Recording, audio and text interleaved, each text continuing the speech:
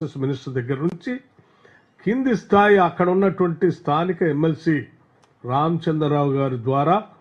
ఒత్తిడి చేపించి చివరికి రోహిత్ వేములతో పాటు ఒక 4-5 స్టూడెంట్స్ని రస్టిగేట్ చేయటం వల్ల అతను వేరే మార్గం లేక తప్పనిసరి పరిస్థితిలో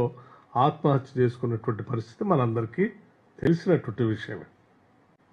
కానీ దురదృష్టం మరొకసారి భారతీయ జనతా పార్టీ అటువంటి వారిపైన చర్యలు తీసుకోకపోగా అలా ఇబ్బంది పెట్టేటువంటి వ్యక్తులకి భారతదేశంలో మంచి ఉన్నతమైనటువంటి పదవులు ఇస్తామని చెప్పి ఈరోజు రామచంద్రరావు గారిని తెలంగాణ రాష్ట్రానికి భారతీయ జనతా పార్టీ అధ్యక్షుడిగా నియమించటం, ఆ సుశీల్ కుమార్ అనేటువంటి ఆ ఏబీపీ నాయకుడిని ఇక్కడ తీసుకొచ్చి అసిస్టెంట్ ప్రొఫెసర్గా నియమించటం అంటే మీరు ఎవరెవరైతే దళితులు గిరిజనులు ఇబ్బంది పెడతారో టార్గెట్ చేసి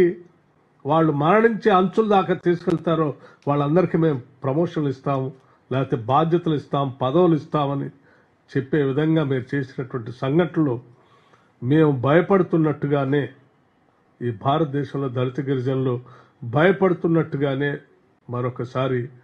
ఆ భయాన్ని వాస్తవమని మీరు నిరూపించినట్టు అయిపోయింది.